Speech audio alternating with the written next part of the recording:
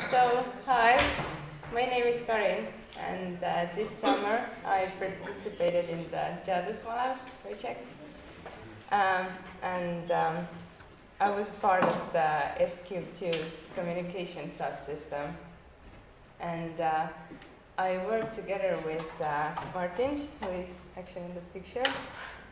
So we had the same tasks. So what did we do this summer? We did a lot of testing and impedance matching.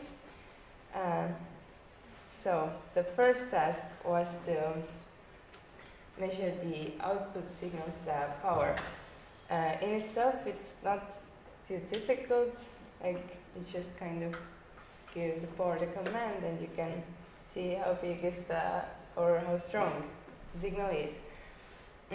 But as we were measuring it, we discovered that it wasn't strong enough, or it wasn't as strong as it should be. So at first we didn't quite know what was the problem, but in time we got to impedance matching. And this was a long and tedious task. I think we did it almost a month, maybe. Anyways, basically, to have the maximum power transfer, the signal sources impedance and the output impedance should be equal, as long as the impedance doesn't have any imaginary part to it. And you can kind of achieve it by having the capacitors and coils with the right values. So there are some different ways to do it. Like, you could calculate it on paper, but the equations would be really, really long. You can run computer simulations.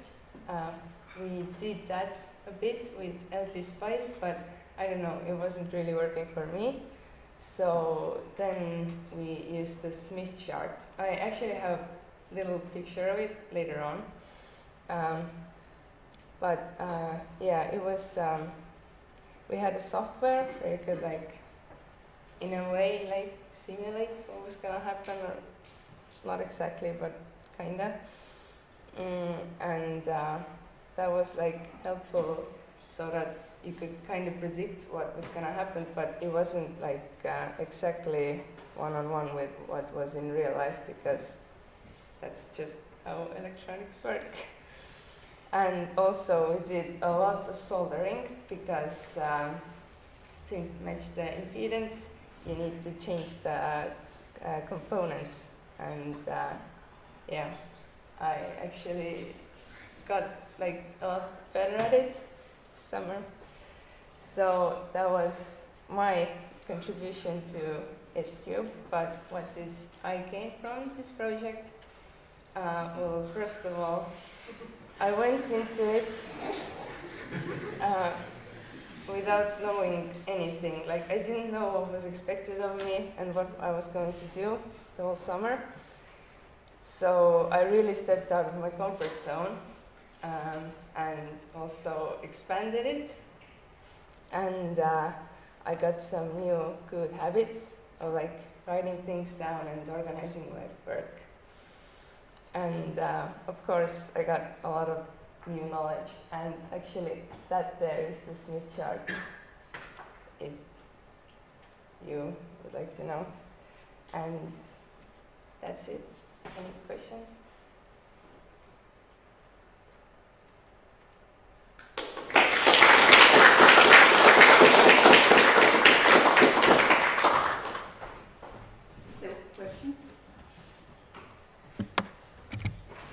How does the Smith chart work? Well, basically,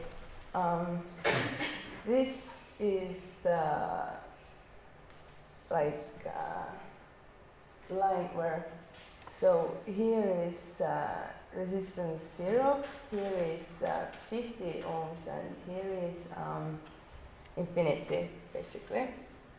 And like, this whole circle, that the one that is, like, a bit darker, like the resistance is 50 everywhere there, and you kind of want to get that dot to be like somewhere on that circle or really close to it.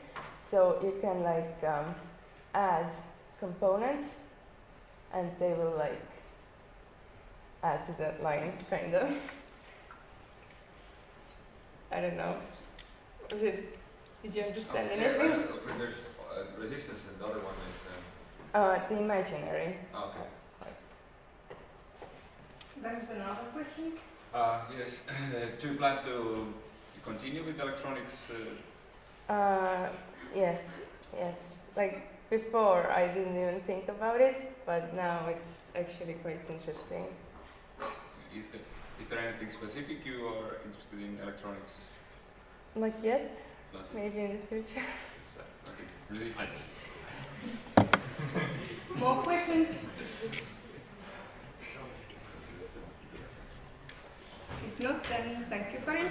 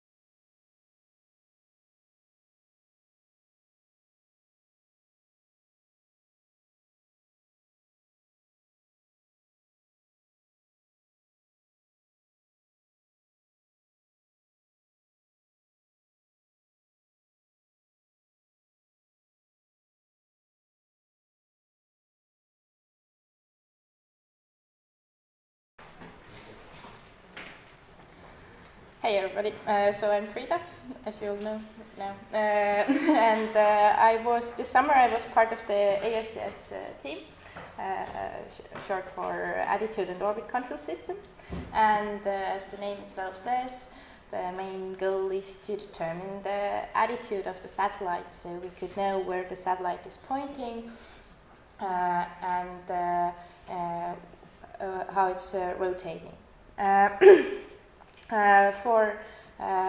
For this, to determine the attitude, we use different sensors, and for changing it, we have magnet torquers on the satellite. And this summer, one thing what I was doing was winding the magnet torquers, which are basically electromagnetic coils which create magnetic field which aligns to the Earth's magnetic field. And the magnet torquers create the torque. Here is the formula, which is a cross product of magnetic moment and the magnetic field where the magnet torquer itself is. And in our case, we are making air coils, so coils without any cores, so they would be thin enough to fit to the satellite side panels, because as we have the 3-unit CubeSat, there isn't too much space, and we want to minimize the volume of the magnet torquers as much as possible. in our case, we are going to have, you can see the satellite here, slightly, on the long axis, X and Y axis, we have like coils on both sides, and on the Z axis we have on one side. And for getting enough magnetic, for getting enough torque, we need the magnetic moment to be above, on one axis slightly above 0.4 ampere times square meters, which is this formula for the solenoid for getting the magnetic moment. So for winding the coils, we use a coil winder which was built actually for S-Tube 2 already, and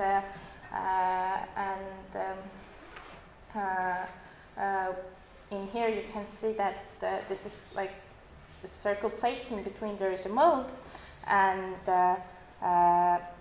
we wind the coils, add glue to them, and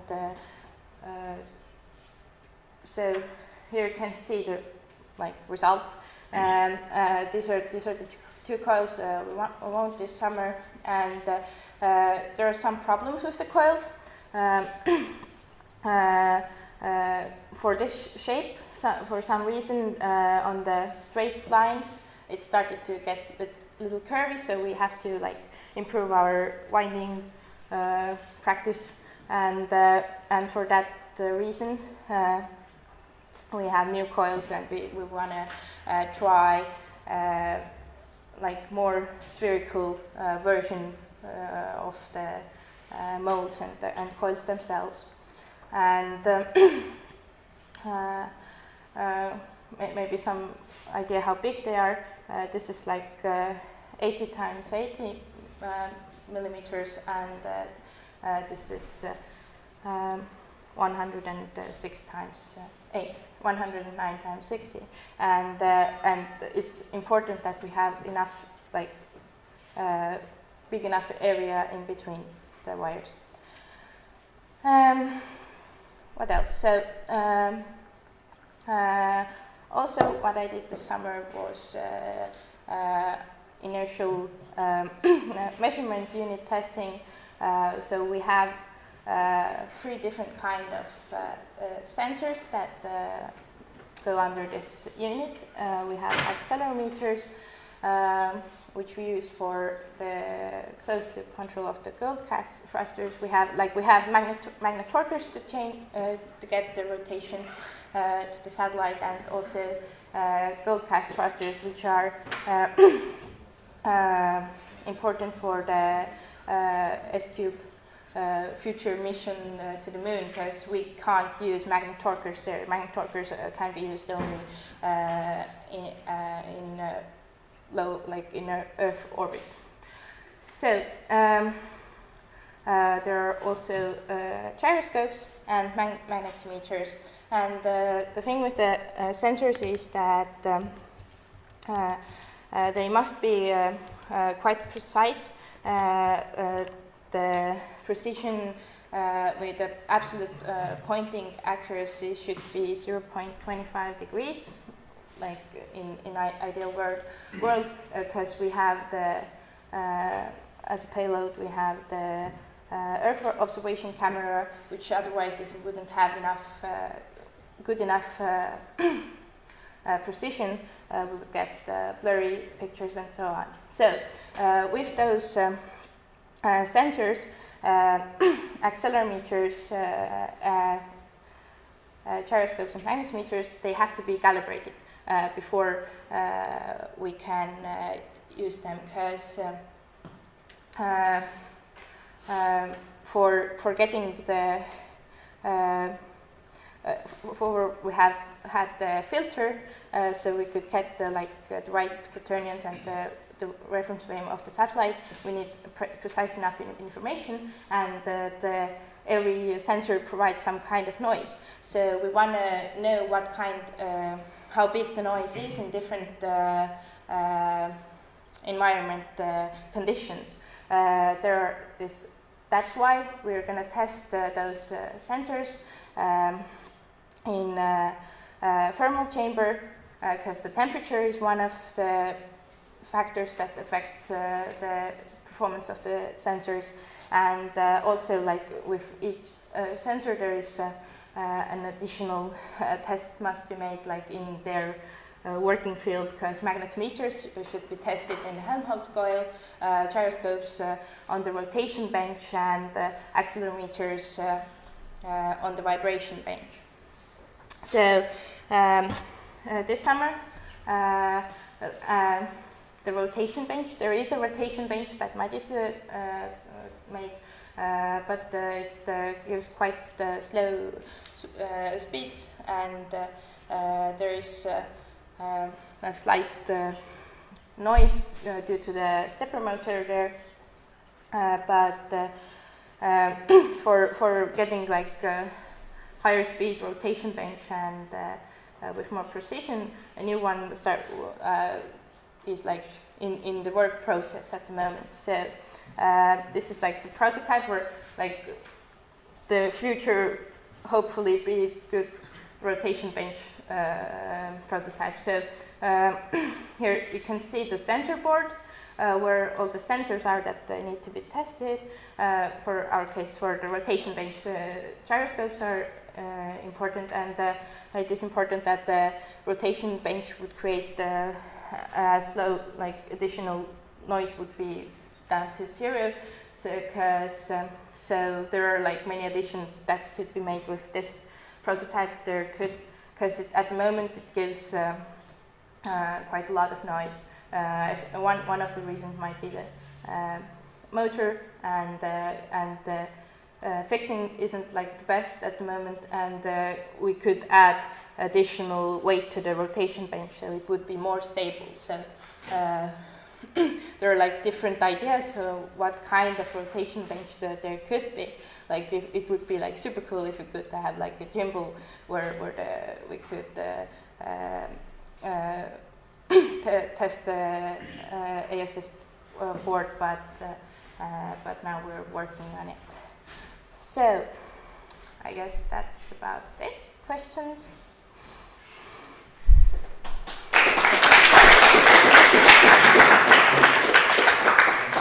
So, questions for Frida? I have. Yeah.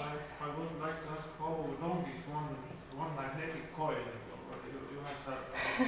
I have the numbers somewhere, but yeah, I can't. Like I don't remember. Okay. This number exists somewhere, but it's like per one layer there is like it's 400 turns per coil, and the coil measurements I said you before, so you can calculate it. Yeah. Were there any other coil shapes before, or why was it chosen to the square? The square, because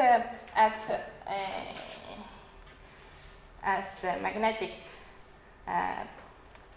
moment depends on the area, so we want to get like a big enough area in the middle, and if we're gonna, and we have the constraint, like the satellite is square shape, so we want to make as big area to the coil as possible.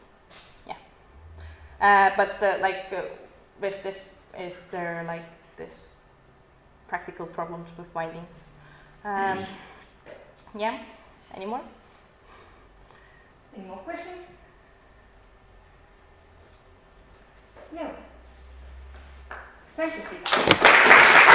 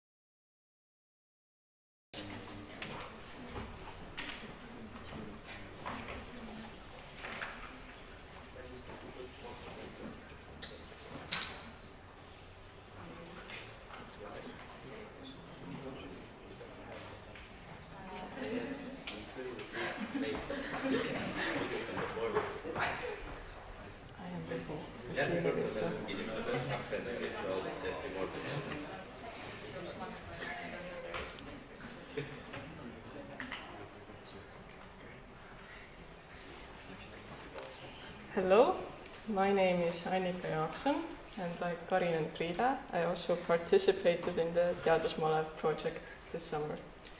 So I am going to talk a little about my general experience with the project and also the work I did, which was developing a real-time clock module for the onboard computer. During the summer, I worked 6 weeks in the onboard computer subsystem of the S-Cube. And there I developed a piece of HAL, which is short for hardware abstraction layer. The hardware abstraction layer is necessary so that we could create the link between the hardware and the application software. Basically, that the higher level software could make use of the hardware. And the piece of HAL I developed was the real-time clock module. The real-time clock, as the name implies, is a clock, and its job is to be a precise timekeeper that holds absolute time values. Absolute time value means that it's a specified point in time, for example, 12th of January 2006, 11 a.m. And also it has to be able to generate alarms to happen at specified time moments and generate periodic wake up, which means that, for example, every 10 seconds there's a wake up signal, or every 20 seconds, or any time interval. And the real-time clock is necessary so that we could send commands to different subsystems and payloads in the exact right time. And my job was this summer was to develop a module for it. Basically, I wrote and tested different functions of the module. I didn't write it from scratch. Some of it had already been written, but it was untested. So my job was to test it, improve it, and fix the bugs, and also add some additional features. For example, I had to develop functions that give us the ability to control the time value the clock is holding, to read the time value the clock is holding, to convert between different time formats, and to set alarms to happen at specified time and generate wake up.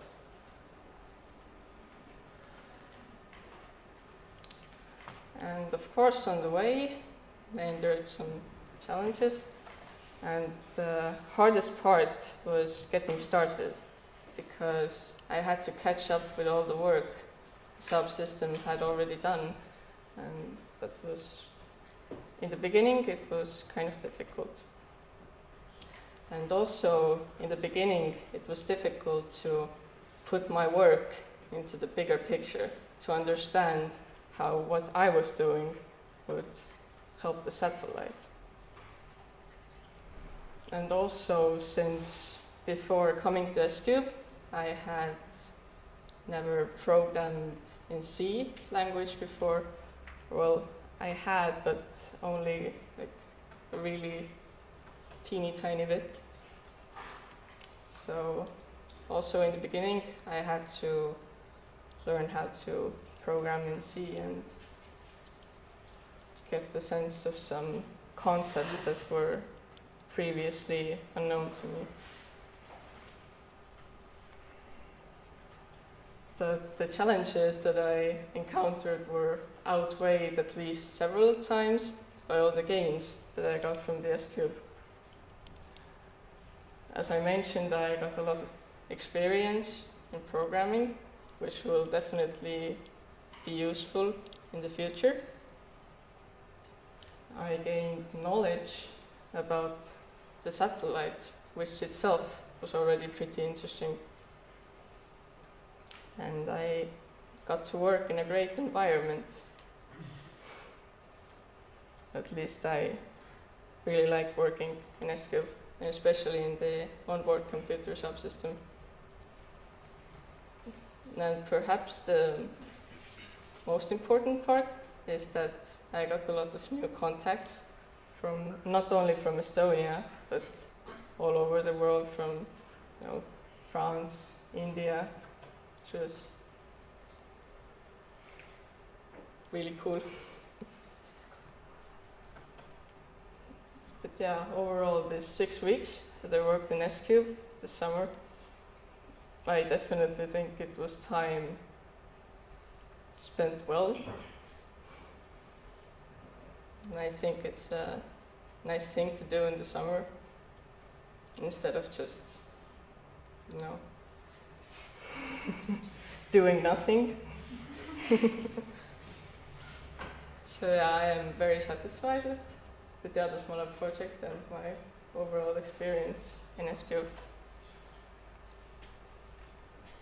Yeah, thank you.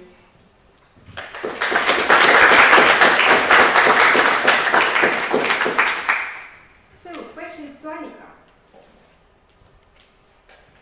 Yes, you had the chance to work on already existing code. Mm-hmm. How was it for you?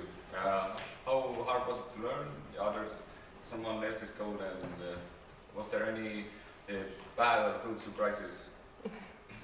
Well, the code that I had to work with was untested, so first I had to understand what it's supposed to do, then test it and make it do what it's supposed to do.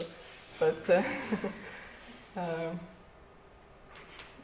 at first it was difficult, because just by looking at the code, it's very hard to understand what it's doing. It's best if you have someone who's written the code explain it to you and tell you like exactly what this is doing and what this is doing, and then you can get the sense of a bigger picture. Okay, so the code was not documented before? I don't think it was. Okay. Is it documented now? Yes. Okay, very good. Yes. How does the clock keep its time? Is it an atomic clock? Atomic? I'm not sure. I know it's a little stone somewhere on the board of the OBC, but I'm not acquainted with the mechanics of it. Probably it's crystal oscillator, which is Yeah. used as a reference for clock signal. Other questions? Do you want to continue working with on S-Cube, and what would you want to do? Well, I would definitely like to continue working in S-Cube. I think I'd like to continue in the OBCS subsystem on the onboard computer, because I really like the work I did this summer. Other questions? No. Then thank you, Annika.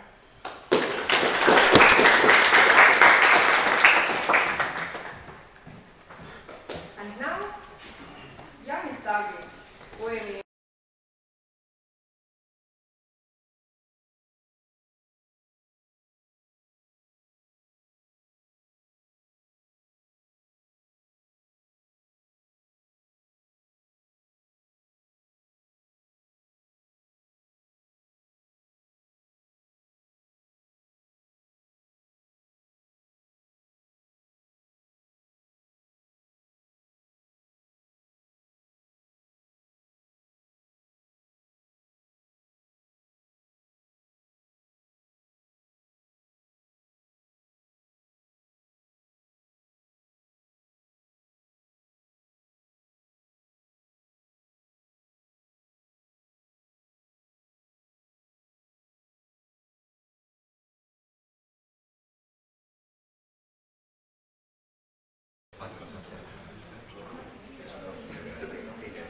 So, hello, my name is Janis, and today I would like to share you with my experience in a different way as other presenters have presented experience during this summer, because my work was not about more technical stuff, but more how I could share my knowledge, share my work which I have done before to the students which I was supervising.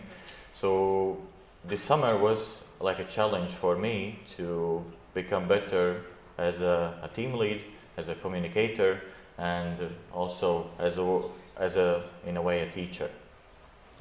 So during last year, as a first year PhD student, I attended some courses which helped me to learn some new methods, how to do supervising, how to do teaching better, and this was the best way how I could try to use these newly acquired knowledge in practice. So let's start with a small story. My trainees have heard this story already before, but I would like to share it with you also. So the story is quite simple. I would like you to use your imagination for that, so there is no pictures.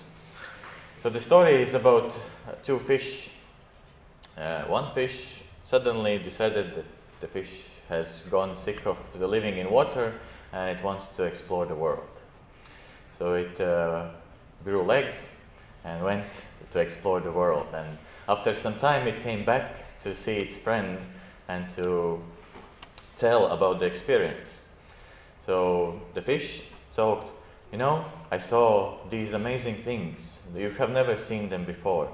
Well, I saw this one thing which had pointy ears. It had a fur. It had 4 legs and it walked on them. It could run and do many other things, and it mostly slept. But then the other fish was like thinking in its head, and it saw a fish with a pointy ears, with 4 legs, with fur, quite furry fish. So then the next I saw this quite amazing big creature. It was quite tall, walked on 2 legs, was able to speak, and wore clothes and hats and many other things. Looked very weird for me. And fish thinks, again, a fish which standing up straight with a hat, with some cane or anything like that. And this story has a moral of that whatever you try to say, actually the second person might understand it completely different as you are thinking in your head. So the main idea is that whatever you're trying to explain to your students or anybody or teach, you have to be able to think that they might not have your experience and they might not even understand what you're talking about. So that was a story which I grew very fond to because of my history of teaching. During my starting from my bachelor's, I had possibilities to teach different age students, starting from elementary school to high school students here in Ventspils, and after that a bit also give some course lectures and so on in university. And since I came to S-Cube, I was doing team leading already for almost 2 years, and during this time of doing these 2 things, I had problems, which were mainly that I didn't feel that I'm succeeding in it. I had a problem that I was teaching, but I didn't feel that my students fully understand, that they are satisfied with what I'm doing or how I'm teaching and so on. Similarly with team leading, that I felt that students who came here didn't felt very good with the task, they might not fully understand it, and quite soon they also left the team because they didn't knew how to deal with this task, and I wasn't able to understand how I could give it or explain it better. So then in the course I learned some teaching methods. For example, flipped classroom, which means that whatever you have been taught all your life is wrong. So in a way that you have been sitting in your classroom, teacher is in front of the blackboard writing down things and teaching you. And you're passively sitting, doing nothing, most probably, or getting bored, or getting distracted. So this thing is that it doesn't happen anymore. Students don't do passive things, they are actively working on it, on problems, on tasks. So teacher is just there to guide them, to help them.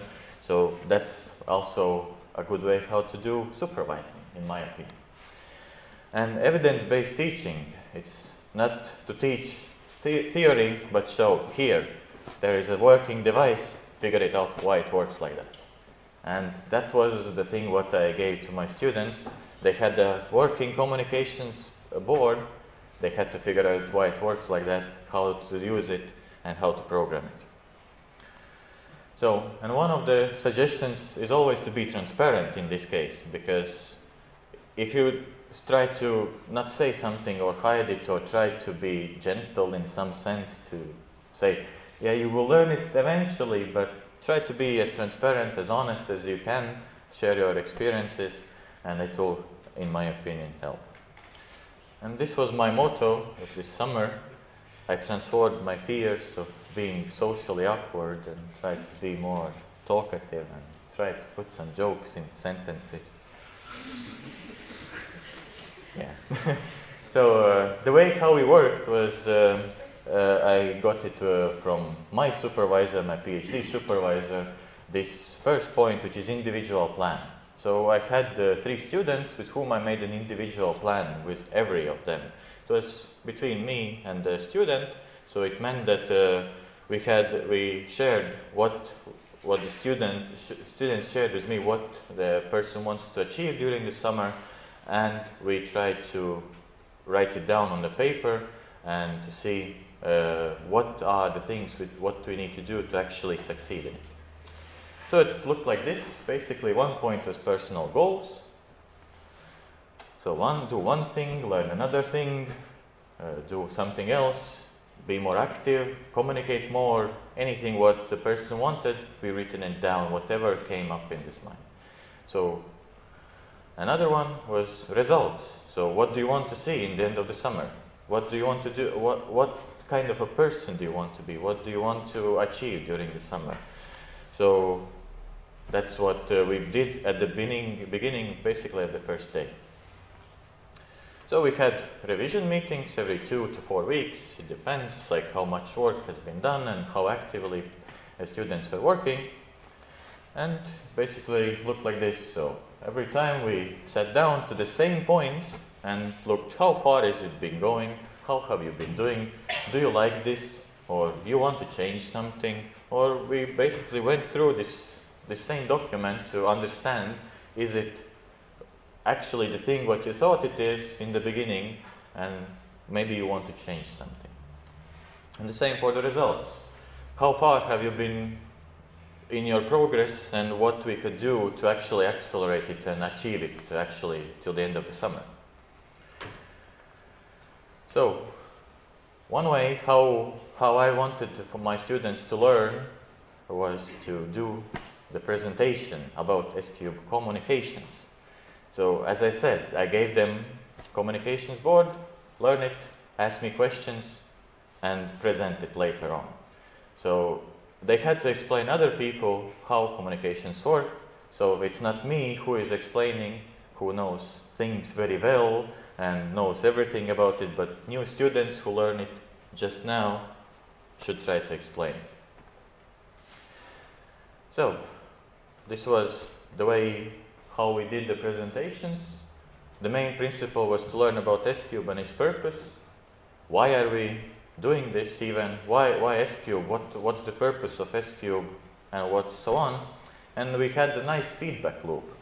So where we put our questions and suggestions for a person to learn, improve in their presentation skills, so they could try to learn and become better not only in technical or personal, but also such things which is quite important. If you are doing science, you have to present your work. So it looked, we used a web page called Slido, where it's a simple interface. You ask a question, and then we used it in the end of the presentation as a question part. So, like, what is what is that, and also there were some improvements in it. I like that we use this for every presentation, so we have it in observatory for every subsystem, and of course people gave suggestions and questions like that. So people who are socially awkward or don't want to ask questions, they can put it there, and I will ask them. I was the evil person. So one of my favorite ones was this one. Yeah. Thank you for attention. Slide is useless. It was done. Actually, I did it. So I'm not. That anonymous person is me. Yeah. So yeah, way how to improve presentations because of my experience and what I have been taught. I wanted to share with other people.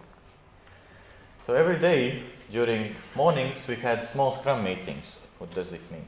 So it's a small meeting where we talk about what we have done. Max 30 minutes. Of course, because of me, it went a bit longer. I like to talk. So we updated what we did yesterday or last time, if it was a weekend in the middle, and we said what we are going to do today. So in this case, we could see what were the problems and how we can solve them, and let's start to do it today, immediately. And additional thing what I added to this was to explain challenges and struggles which you had with this task. So you could see how are you actually growing, because every challenge and every struggle makes you work harder, makes you to figure out things. So this is the way how to learn the best, when you're actually doing things, learning things actively and all the time. So our work group, Karin already presented, we had a COM subsystem testing group, trademark at this moment. One master student and one high school student, quite a nice combination in my opinion, where actually the master student was also being as a supervisor. So they were a small group, they worked together on one task, or the same tasks, and the main principle was so they support each other, they work together, and if one can't figure it out, then other person helps or do things together so they could achieve the process faster and learn together.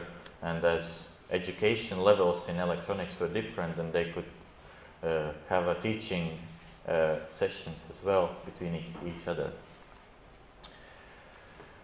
So I had a third student also, which was outside of this group, who was doing also different type of tasks, but the main thing was that all our team was doing collaborations. I tried to put them to learn tasks, do the tasks together or learn things together, because let's say I taught Karin something and I suggested her to teach other people as well.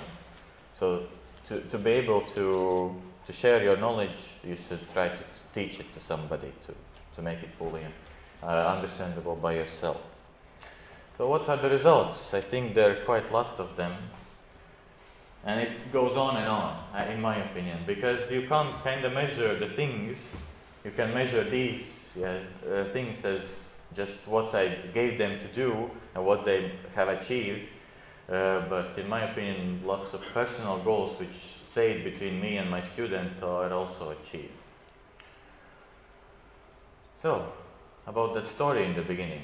So, now you can see why I use this story and why I try to make it so whatever I am doing is understandable by my students, and hopefully I gave them my knowledge the best way as I could.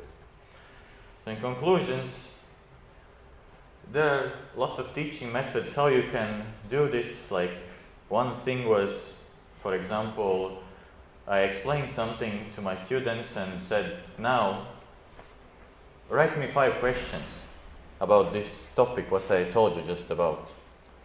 And in that way, students could learn not only by just listening to me, but then I can see that they have understood what they have understood and what they haven't understood. That's the main reason why you ask questions. So this develop plan, in my opinion, is quite a nice way how to understand what your student wants from you, or from this work in an S-Cube, or from the summer, or in general doing some practical work.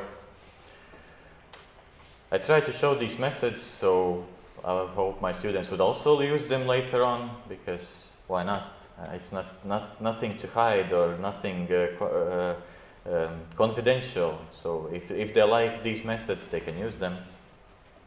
And how do they feel after this summer? I have heard that for me, they have said that they feel good, but you can ask them. So you can hear what they talk behind my back. And of course, there is not a perfect method at all. There is always ways how to improve. I didn't have enough chances to improve or implement all the things which I wanted to, but I could use it in my team. So try to use these personal plans and understanding and helping people in this similar way. So I could use it finally in my team and try to get as much people be successful in it, and also trying to supervise some thesis in a similar way. That's basically all what I wanted to tell you.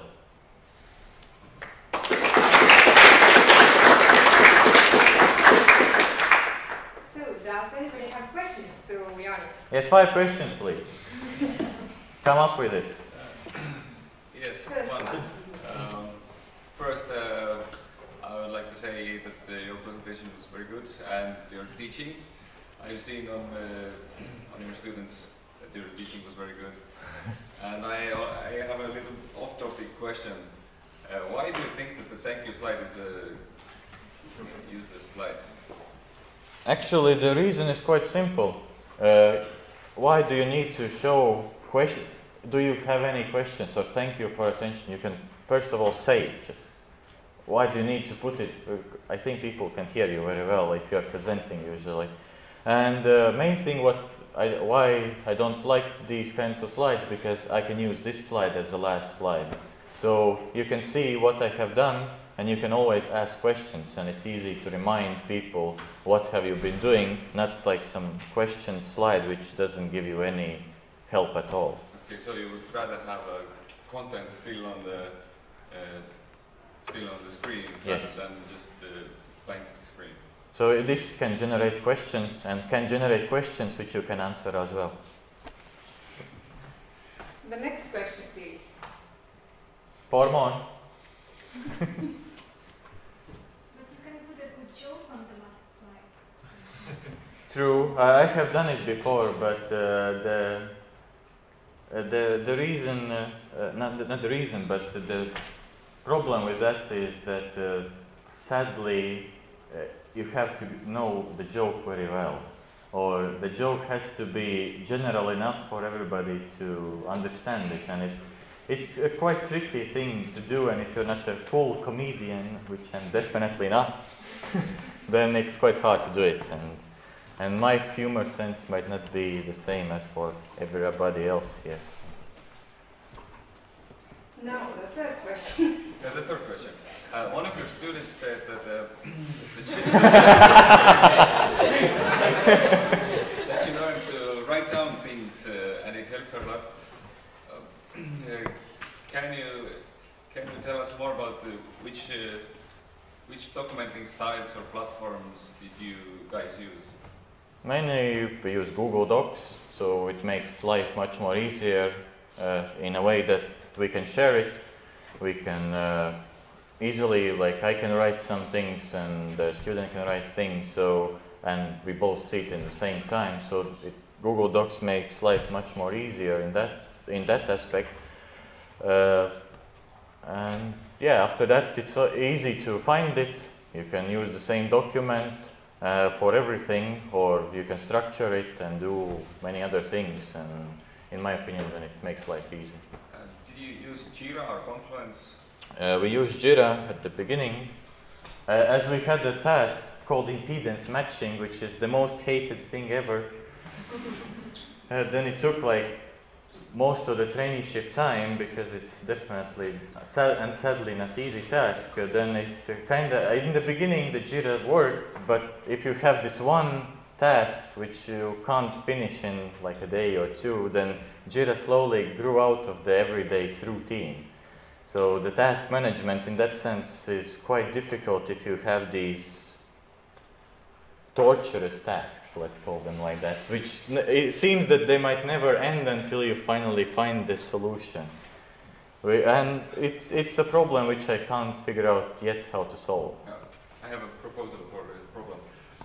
If there's a task that you estimated that it's going to take a day, but you can't finish it in a day, then it's probably wise to make epic the same thing as an epic and then close the task and link it. It's epic now. And what you're going to use as a task then? Try solution X is a task. Okay. You're going to have another task under the epic. Yes, I know that. It's just I was wondering what else task can you put then every day? Doing impedance matching, doing impedance matching, doing impedance matching. I mean, but you don't do the same thing every day. True, try, yes. With the X, you try impedance with the Y, Z. Yeah, so that's true. And yes. that will help further documentation. Yeah, you can see all the failures. That's a good way. I like it. Yeah. Okay. Question. As you said about evidence-based teaching, did you experience any teaching methods that were bad or performed poorly or just didn't work as good as others?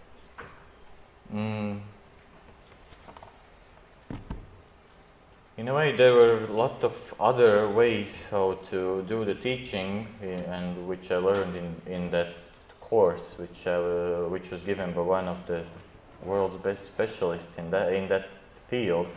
But in this summer, I actually didn't want to try all of it, because then the student, as I'm not a professional in this field as a teacher, or I don't feel at least like one, then I just wanted to try this one method because I saw it as most suitable for practical work.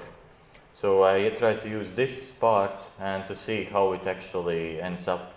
So in that way. So, and sadly, I haven't tried another methods which are different in some sense and similar in other ways. But that's why it's too small of a time to try everything out. And last question from Joseph. What is the most Okay, Henrik has. Okay, excellent. Joseph. What is the most important thing to learn from your students? Wow. I should shut up earlier and talk too much, or I don't know.